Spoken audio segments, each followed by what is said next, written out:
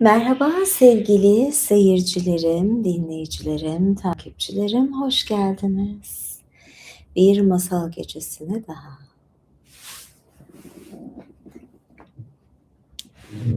Sesim umarım güzel geliyor, görüntü net, her şey yolunda sanırım. Evet, görüntü de gayet net, tamamdır. Birazcık ama kamerayı uzaklaştıracağım sanırım.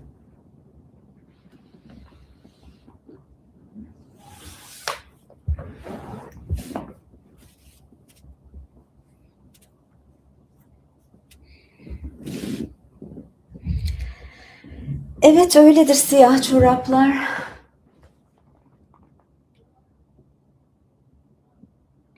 Ay ne oldu? Oldu mu? Oldu galiba. Dedim senenin ya da bu sezonun son artık siyah çoraplı yayınları. Ah inanmıyorum. Nasıl gözlük camım kirli. Bir saniye bana izin verir misiniz? Gerçi ben bunu nasıl hallederim? Bu da ayrı bir konu. Gerçekten bazen diyorum ya tek başıma yetemiyorum. Eğer gözlüğü silemezsem başka bir gözlük alırım yanıma.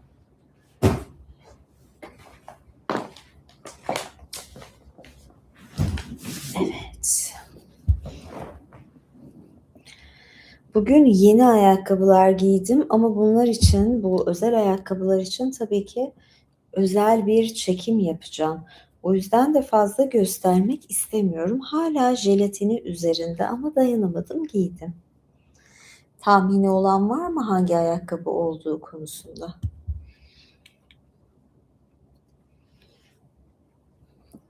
Siyah inceler var çünkü bu ayakkabı bunu gerektiriyor.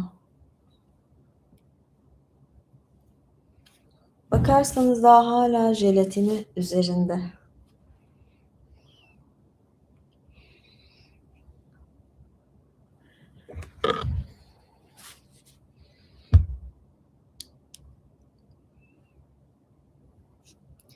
Teşekkür ederim. Evet ama bugün farklı bir tanrıçalık konusu üzerinde okuyacağım.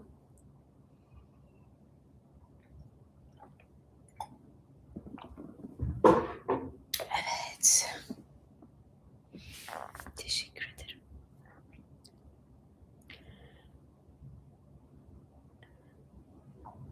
Yani yağmura bununla çıkmadım ama ben böyle krem falan sürdüğüm için sık çok çabuk kirleniyor.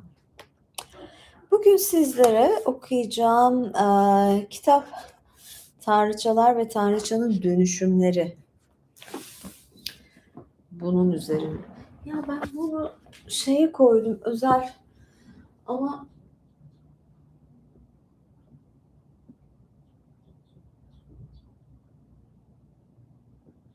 bakayım. Evet, istediğim gibi. Şimdi oldu daha iyi.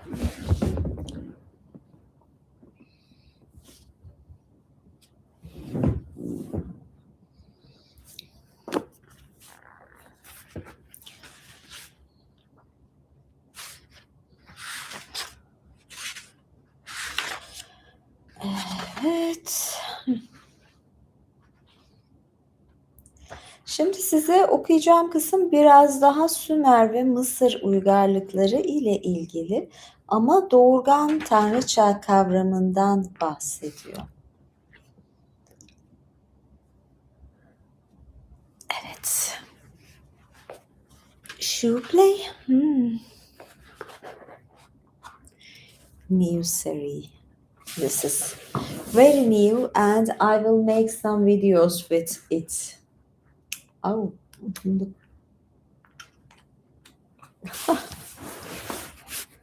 Bir kıyaslama videosu yapacağım. Yani ayağımdaki 2 tane lobutinler var. Arasındaki farklarla ilgili bir şey düşünüyorum açıkçası. Evet gözlük değişelim.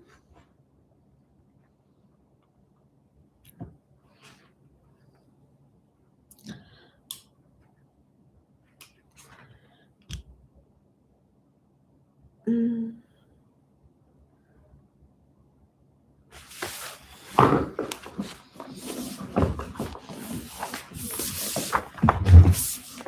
evet.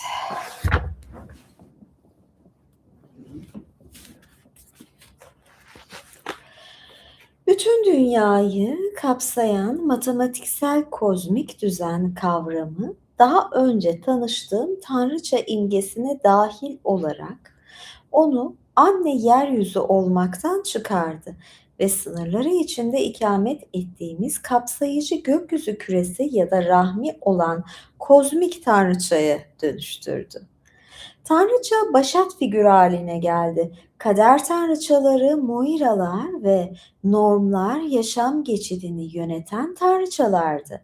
Kişisel olmayan bu güç dişil ilke ile ilişkilendirilir. İlk fallus tasvirlerinde simgelenen bu düşünce erkeklik organının aşağıdan dişilik organına girişini tasvir eden lingam ve yoni sembolleri ile Hindistan'da devam eder. Aşkın ilahi enerjinin zaman ve uzam alanımıza akışını simgeleyen bu sembole bakacak şekilde dururken deyim yerindeyse Tanrıçanın rahmi içindeyizdir. Tanrıçanın rahmi içindeyizdir ve sürekli yaratımdaki gizemi, aşkın aşkın ilkenin zaman alanı içine taşarcasına sürekli akışını seyrederiz ve ne anlama geldiğini anlarız. Hepimiz zaman ve uzam alanında ikamet ederiz. Hepimiz karşıt çiftlerin düşünce kategorilerinin küresi içinde yaşarız. Hem zaman ve uzamın hem de mantığın tanrıçası düşüncemizi ve eylemimizi sınırlar. Böylelikle Tanrı'ya tapınılan her yerde Tanrı'nın adları, Tanrı'nın formları bile onun çocuklarının adları ve formlarıdır. Baş mabuttur, annedir. Onun rahmi bizi kuşatır.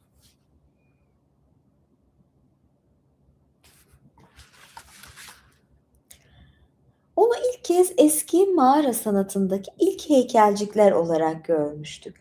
Şimdi ise bütün geleneklerimize kaynaklık eden ilk mitolojilerde tanrıların bile kendisinde ikamet ettiği dünyanın annesi olarak görürüz. Onun sınırları ötesini tasavvur etmek kavramlarımızın dışındadır. Kategorilerimizin ötesindedir. Hatta var olma ve olmama kategorilerinin bile. O var olan ilk şeydir.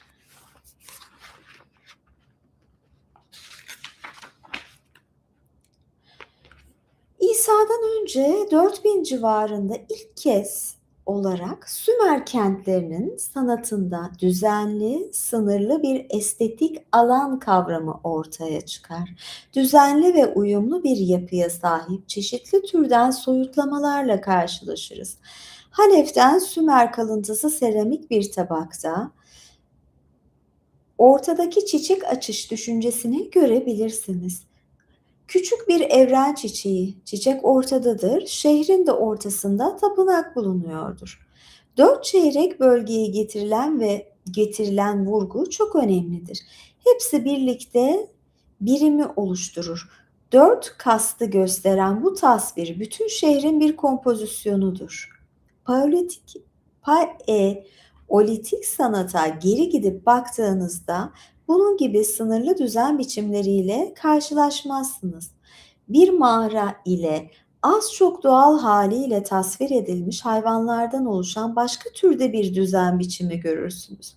Örneğin esasen gözü okşaması ve dört çeyreğin yani dört kastın birbiriyle ilişkisini sergilemek amacıyla yapılmış estetik bir kompozisyondur.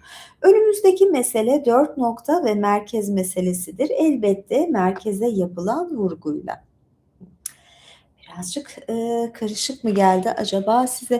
Burak Bey çok teşekkür ederim. Kırmızılar, kırmızıları çok seviyorum. Evet.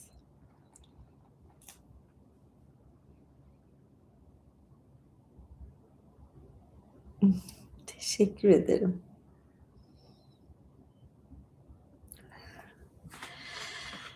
Evet, Bir hedef koyalım mı bakalım? Belki biraz eğleniriz ama yani çok zorlamayacağım sizi. 10 süper chat mi, 5 süper chat mi diyelim. Şöyle yapacağım. 5 süper chat diyeceğim ve sarı ve üzeri diyeceğim. Çok mu ufak oldu? Bir tık daha büyütelim hedefimizi. Turuncu ve üzeri diyelim. Evet. 3 tane soru cevaplayacağım. O zaman sorularınızı cevaplarım.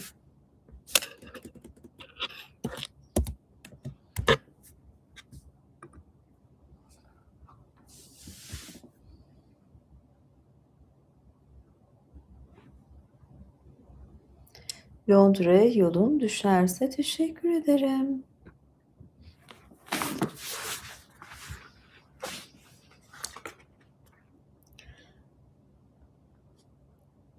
Bu artı deseni çoğu kez gelişkin gamalı haç motifi olarak kullanılmıştır. Bir eksen etrafında hareket eder şekilde yerleştirilmiş 4 pusula noktası zaman alanındaki dünyanın hareket halindeki eksenel merkezinin tasviridir. Aslında gamalı haç Türklerin de sembolü olmuştur. Size şunu göstereceğim. Bakın kitaptan bir parça. Şurada Tanrıçanın civarında görüyor musunuz? Küçük küçük gamalı haçlar var. Burada da aslında şey demek, orada dört bir yönü temsil ediyor. Dört bir yön ve bunların ahenkle birbiriyle nasıl diyeyim, örtüşmesi gibi bir şey var yani burada.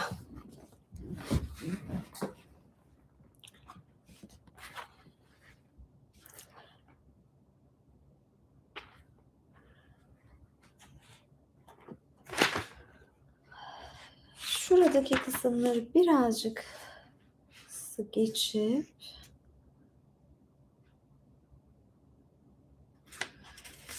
evet, şu kısmı okuyacağım. Sümerlerle ilgili bir bölüm var. Sümerler'de gelecek hafta ben boğa teması üzerine okumayı düşünüyorum. Boğa yeni ayına girerken. Ama şimdi size bir anne figürü.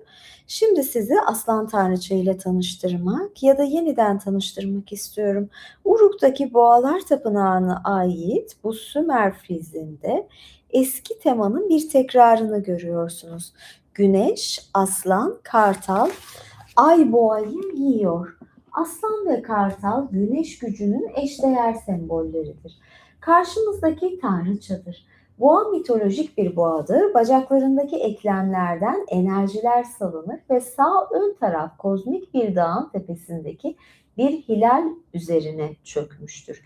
Tanrıça yeryüzünü döllemekteymiş gibi yeryüzünün Tanrıça mı döllüyor? Normalde Tanrı döllerdi ama Tanrıça yeryüzünü döllemekteymiş gibi yeryüzünün enerjisini yaratmaktadır.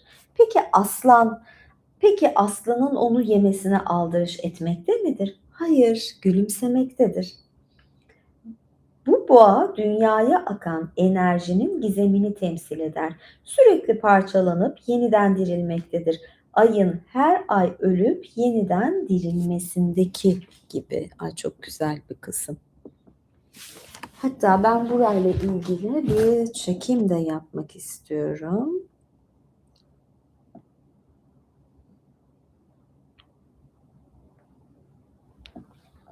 Arada böyle yayınlardan küçük kesitler almayı seviyorum.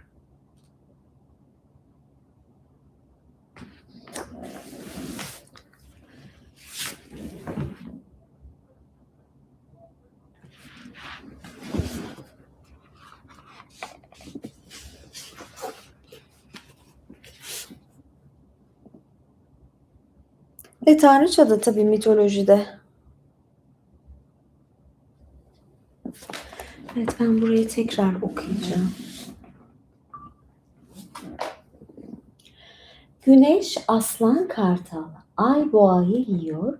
Aslan ve kartal güneş gücünün eşdeğer sembolleridir. Karşımızdaki tanrıçadır. Boğa mitolojik bir boğadır. Bacaklarındaki eklemlerden enerjiler salınır ve sağ ön taraf kozmik bir dağın tepesindeki bir hilal üzerine çökmüştür.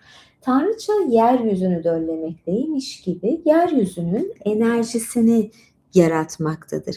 Peki aslanın onu yemesine aldırış etmekte midir? Hayır, gülümsemektedir. Bu boğa dünyaya akan enerjinin gizemini temsil eder. Sürekli parçalanıp yeniden dirilmektedir. Ayın her ay ölüp yeniden dirilmesindeki gibi. Şurada şöyle bir kısım var. Araya giriyorum. Astrolojide de Ay Boğa burcunda yücelir ve Boğa dişil bir burçtur. Koç eril bir burçtur, erkektir. Boğa dişildir ve diyor ki ay parçalanıp yeniden dirilmektedir. Her ay yeniden ölüp yeniden dirilmesindeki gibi. Yani bu aslında kadınların her ay adet olup kanayıp o tohumları, daha doğrusu o yumurtaları atması ve yeniden yumurtlaması gibi bir durum. Aslında buna karşılık geliyor. Yani makrokozmos ve mikrokozmostaki yine tutarlılık bir kere daha ortaya çıkıyor. Bunu paylaşmak istedim. Ve tabii ki evet, aslan ve kartalsa bunlar eril temalar ve güneşle daha ilgili. Daha gökyüzüyle ilgili. Boğa ise yeryüzüyle ilgili. Evet, ben aşağıdaki kameraya mı konuşmuşum, unuttum. Evet.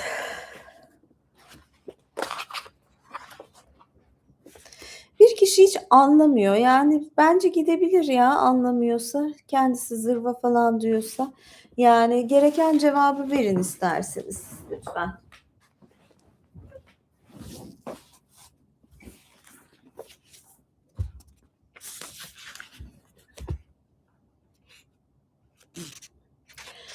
Soru sormak için evet bir şey başlattım aslında, bir challenge başlattım.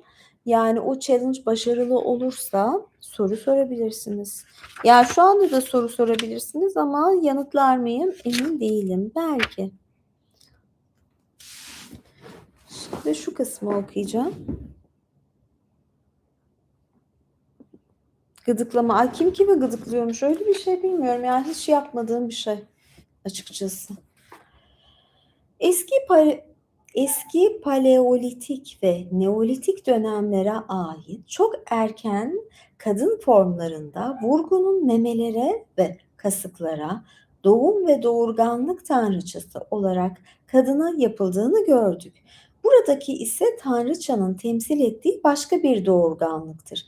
Tinin doğurganlığıdır. Tıpkı geçmişin tanrıça tarafından geleceğe dönüştürüldüğü gibi maddi yaşamda tinsel olana dönüştürülür. Karşımızdaki fiziksel yaşamın yaratıcısı olan kadın değil, müz olan tinin dönüştürücüsü olan kadındır. Burada nereden bahsediyordu? Evet, İştar ya da İnanna'dan bahsediyordu. Evet, onun için zaten burada şey yapıyor. Oradaki yani şöyle bir şey söyleyeyim, yani tamam kadın doğurabilir, doğurganlığı var ama aynı zamanda ruhen de doğurur. Bunu kastediyor. Şimdi ben şu kısmı ondan önce okuyayım da çünkü bu daha...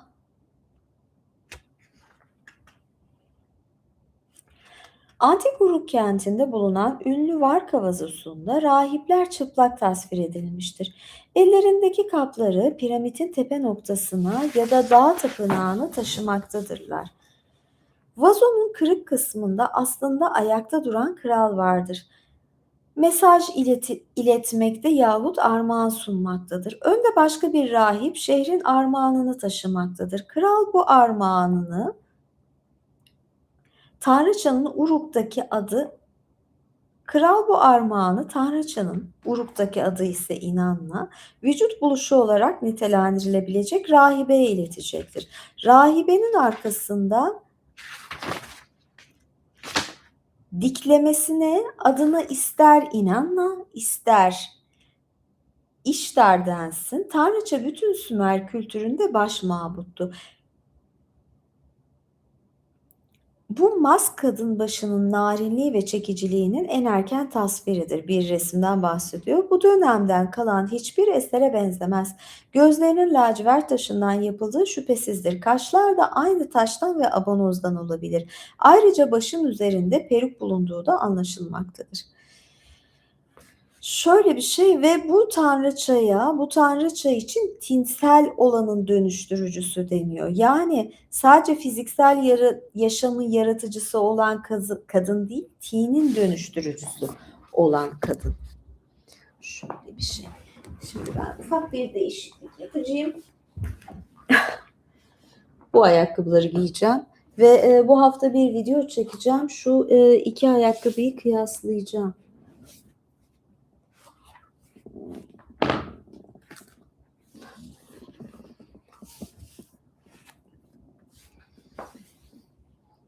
Acaba siz de ne düşüneceksiniz üyelerim?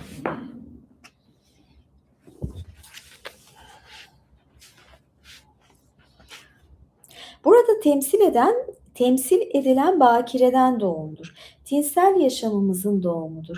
Tanrıçanın aynı bağlamdaki diğer tasvirleri bu. Örneğin zerafetinden yoksun olmakla birlikte bize söz konusu dönemde yaşananlar hakkında bilgi sağlarlar. Şöyle bir şey var, göz tanrıça heykelcikleri var. Tanrıçanın vurgulanan yanının fiziksel üremenin kaynağı olmaktan çok tinsel üretimin kaynağı olmaya doğru değiştiğini gösteren bir semboldür.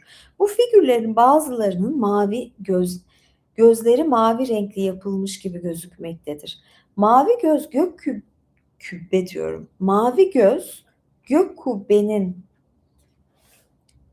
gözüdür. Bu nokta önemlidir. Çünkü bizi tanrıçaya sadece yeryüzü tanrıçası olarak düşünmekten ve dişiyi sadece doğurganlık ve yeryüzüyle ilişkilendirmekten uzaklaştıracaktır. Fiziksel yeryüzünden daha fazlasına gönderme yapan birçok tanrıça sembolü mevcuttur. İster fiziksel, isterse tinsel olsun, yaşamın bütün esini ondan gelir. Göz tanrıçayı Britanya adalarına ve İskandinavya'ya dek izleyebilirsiniz. Bu aşama Tunç Çağı'nın başlangıcıdır ve daha önce dediğim gibi tunç bakır ile kalayın karışımıdır. Alaşımıdır. Kalayın olduğu her yerde Transilvanya, Balkanlar, Cornwall maden çıkaran bir toplum söz konusudur. Dolayısıyla Tunç Çağı'nda tunç ve altından yapılan güzel eserlerle karşılaşıyoruz diyor.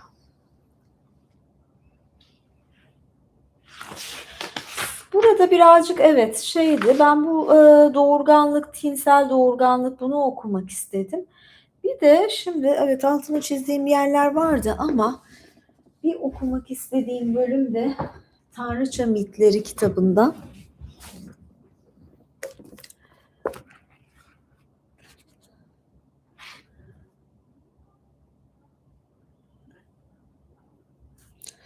Ayakkabı hediyesi. Evet, severim böyle hediyeleri. Şimdi size Tanrıça Hathor'dan bahsedeceğim, okuma yapacağım. Hayat sütunun sağlayıcısı, narin boynuzlu cennet ineği Hathor, tıpkı Nut gibi ebedi rızık sağlayıcısıydı. Ayrıca kutsal ak ağaçta bekler ve dünyadaki yaşamdan tükenmiş olarak dönenleri karşılardı. Öylelerine cennete çıkış için uzun merdiveni verirlerdi. Onları ekmekle ve suyla ağırlardı. Hathor özellikle ölüleri ağırlamakla birlikte tüm kadınların koruyucusuydu.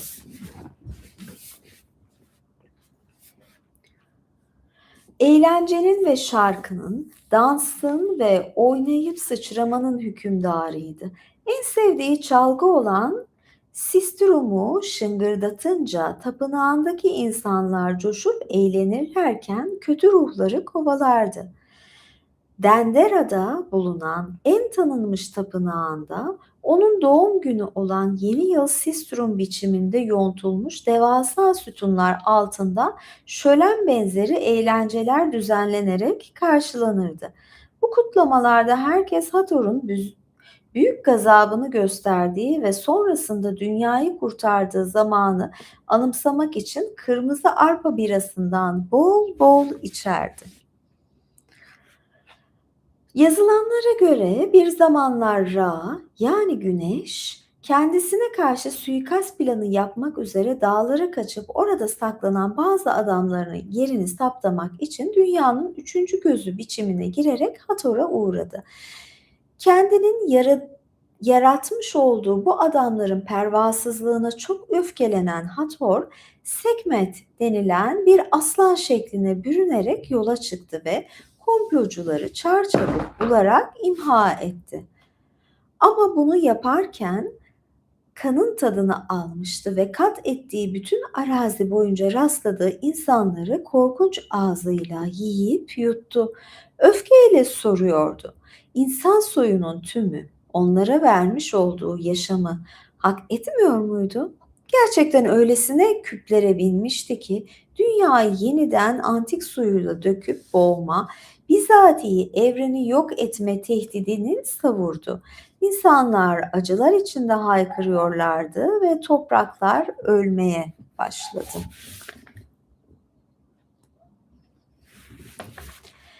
O zaman Ra sefilliği görerek, inlemeleri ve ağrıları işiterek Nil'in korkunç keşmekeşine ve çevresindeki toprakların perişanlığına tanık olarak araya girmeyi ve Hathor'un yıkım çılgınlığını yatıştırmayı düşündü. Yerden çok büyük miktarda aşı boyası alıp fırçalar dolusu arpa birasıyla karıştırdı ve kana benzeyen sıvıyı yere döktü. Ağzından salyalar saçan aslan gördüğü her şeyi kan zannederek içmeye başladı ve adam akıllı kafayı buldu. O sarhoşlukla aslan Sekmet yeniden Hathor'un nazik biçimine dönüştü ve dünya yaralarını sarmaya başladı. Nehir yeniden yükseldi ve halk dünyanın yeni baştan kurulan düzeninde taptaze ve daha iyi bir gelecek yılın müjdecisi olan Hathor Bayramı'nı kutladı. Şöyle bir şey diyeceğim. Demin anlattım ya aslan dedim, aslan dedim, kartal dedim ve boğa dedim. Ama orada boğa dişiydi zaten. Hani böyle şeydi de farklı bir durumu vardı. Aslında Hathor da zaten ilk başta nedir? İnek yani boğa. Yani boğa aslında erkektir. Boğanın dişisi ise inektir. Burada direkt inek olarak zaten belirtilmiş ama ne zaman aslana dönüyor, erilleşiyor, erkekleşiyor o zaman yıkıcı bir hale geliyor. Ve ne yapıyor? Bunu sarhoş ederek uyutuyor ve tekrar boğa, bolluk, bereket haline getiriyor. Önümüzdeki hafta da boğa hakkında okuma yapacağım zaten. Bolluk, bereketle ne kadar ilişkili.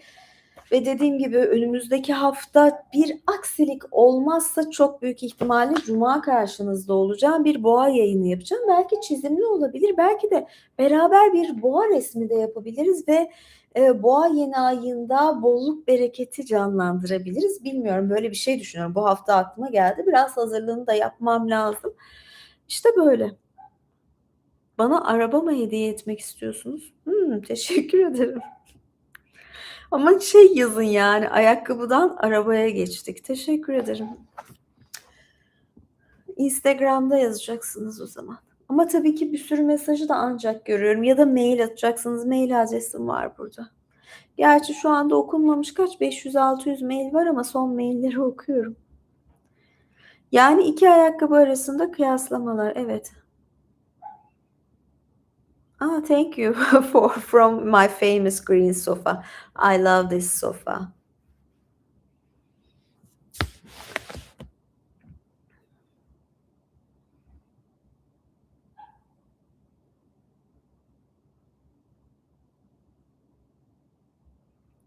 Trample nedir? Bilmeyenler var. Trample nedir?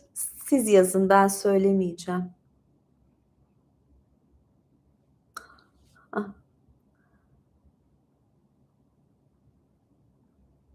ha, arabaya karşılık ayakkabı. Olabilir. Evet. Yayını yavaş yavaş kapatıyorum. Yarım saat olmuş. Ayşe'den 90 mı Maat? Yalnız şunu söyleyeyim. Evet, sizde de. Ah, bunu buraya alayım. Evet, şu ayakkabıları tanıtacağım. Paket açılışı, kutu açılışı yaparım. Bunlar Missy'ler. Louboutin'in Missy serisi. Bu ayakkabıyı ve tabii bununla biraz da kıyası var. Bu da So Kate'ti sanırım. Onunla böyle birazcık böyle kıyaslama gibi ve bunun paket açılışı gibi şey yapacağım. Tabii şu an giydim ama şu jelatinini falan böyle çekimde çıkaracağım falan. Böyle bir çekim düşünüyorum. Halledeceğim. Hallettikten sonra da e, İmparator üyelerimle paylaşacağım. Sizi de imparator olmayı bekliyorum. Şimdi ne oluyor? Birazdan kıdemli savaşçılara bir yayınım olacak. Ondan sonra ise imparatorlara yayınım olacak. Bekleniyorsunuz. Görüşmek üzere. Hoşça kalın. Tüm annelerin de Anneler Günü'nü kutluyorum. Artık çok az kaldı. Birkaç dakika sonra Anneler Günü'ne girmiş oluruz. Araba ve çorap takısı. Olabilir. Ben hediyeleşmekten yanayım. Ben sevmiyorum öyle parayla satmak falan gibi gerek yok. Güzel hediyelerle cezbedilmesi daha hoşuma gidiyor. Değil mi? İkisi de çok güzel. Farklı renkleri falan da zaten olacaktır yani. Ben seviyorum, bayılıyorum. Görüşmek üzere. Hoşça kalın. İyi geceler. Bay bay. Çoktandır böyle yayın yapmıyordum. Bilgisayar ve böyle telefonda iyi oldu. Ne yapayım, birazcık oynamalar yapalım mı böyle? Aslında o kadar gimbal'ı kullandım ama gimbal'ı bağlayamadım. Yani yapamıyor. Ben gimbal'ı neden olmadı? Bu buradan yapmıyor mu? Heh, tamam. Gimbal'ı yapamıyorsun. Çünkü bilgisayara bağlandım. Ay, ne yaptım ben? Yanlışlık oldu. Bir anda izlenmeler yükseliyor. Nedir o? Avusturya doları mı? Thank you. Thank you Jerry. Tabii kullandığım çoraptır.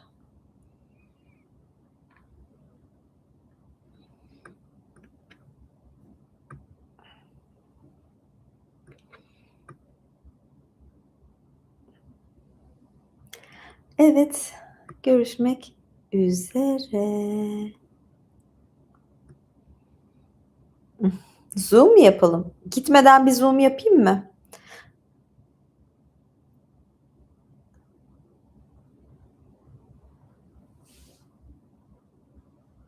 Bu şeyleri daha çok biz imparatorlarda yaparız. Öyle yapacağım.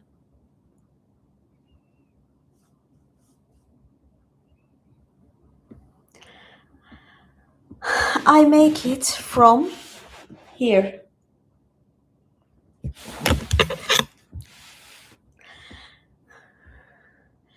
I'm both actress, director, sound engineer, not engineer, but sound, lights, makeup, everything, hair. I'm like a team for one person. Evet, gördüğünüz gibi yönetmenim, oyuncuyum, artık böyle ışıkçıyım, sesçiyim, böyle her şeyi ben yapıyorum. Makyajım, saçım falan. Bugün tamamen tek kişilik dev kadro idim.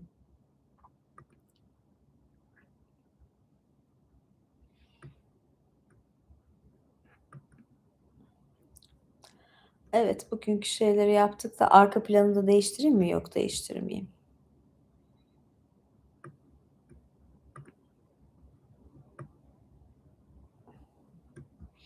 Görüşürüz. Artık kapatıyorum. Bay bay, eğlendik.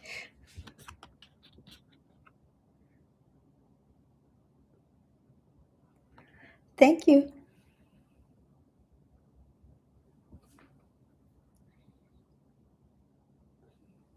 Görüşürüz. İyi geceler.